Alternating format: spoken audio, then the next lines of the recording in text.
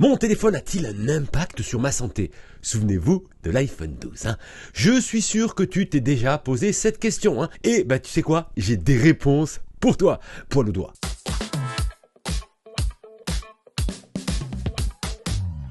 Salut à tous, c'est Giga Content, j'espère que tu vas bien. Si tu es nouveau sur ma chaîne, sois le bienvenu. Pense évidemment à t'abonner, à partager et à me parler dans les commentaires. Je te réponds dans 99% des cas. Je débute cette vidéo par un constat pas super sympa.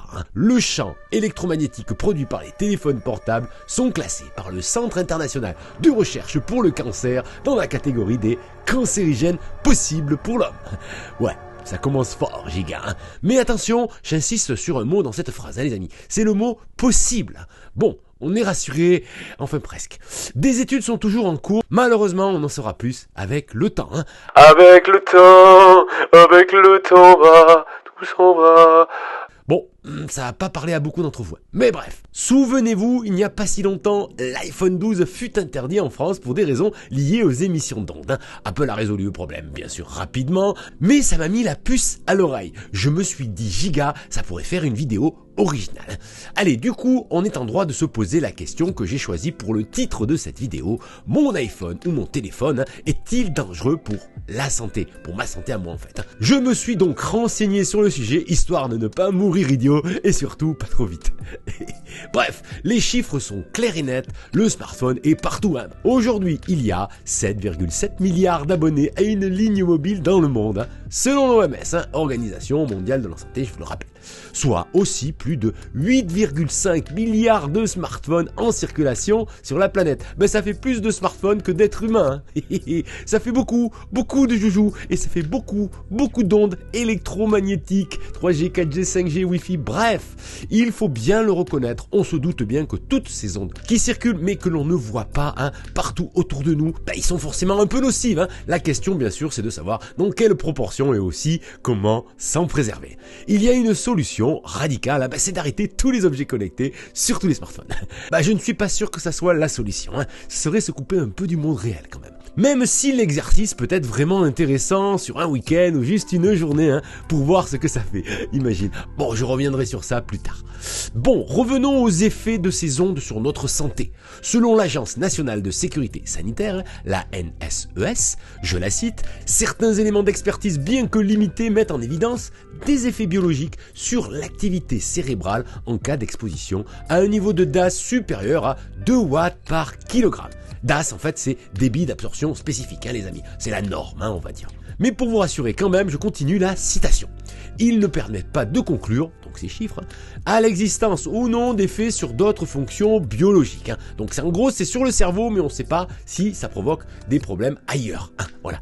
Mais sur le cerveau, faut faire attention, les amis. Donc, la réglementation en vigueur parle donc de DAS, débit d'absorption spécifique. C'est en fait le niveau d'exposition maximale toléré aux ondes radio. Cette unité de mesure s'exprime donc en watts par kilogramme. Il y a donc des limites à ne pas franchir en Europe pour les marques d'objets connectés. Je vous passe les détails.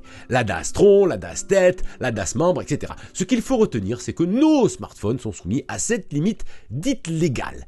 L'iPhone 12 a été interdit en France parce que justement, il a dépassé le DAS autorisé à un moment donné.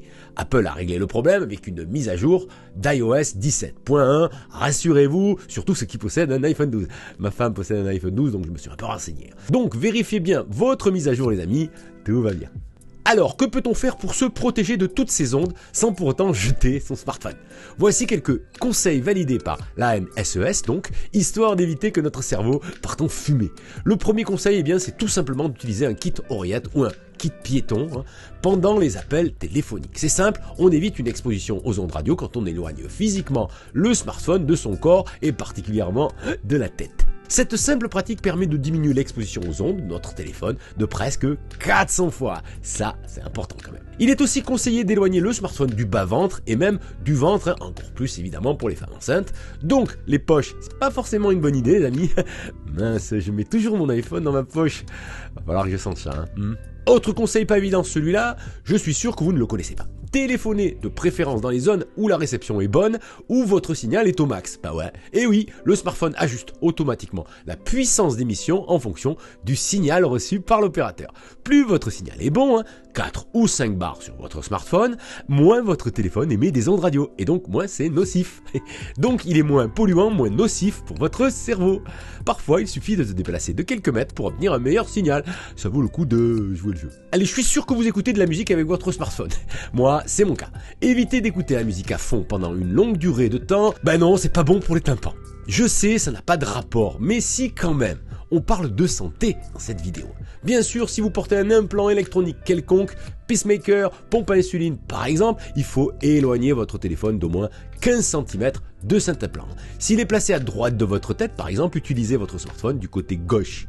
Voilà. Et bien évidemment, parlez-en à votre médecin traitant pour avoir des conseils plus adaptés à vos besoins. Ce conseil, il est plus évident, tout simplement plus logique. Il suffit d'utiliser de façon modérée son smartphone, tout simplement. Limiter ses appels quotidiens, privilégier les SMS ou les courriels, toujours moins nocifs et autant que possible éloigner son portable quand on ne l'utilise pas. Il suffit de le poser sur une table ou sur son bureau ou autre pour ne pas le garder sur soi quand c'est possible.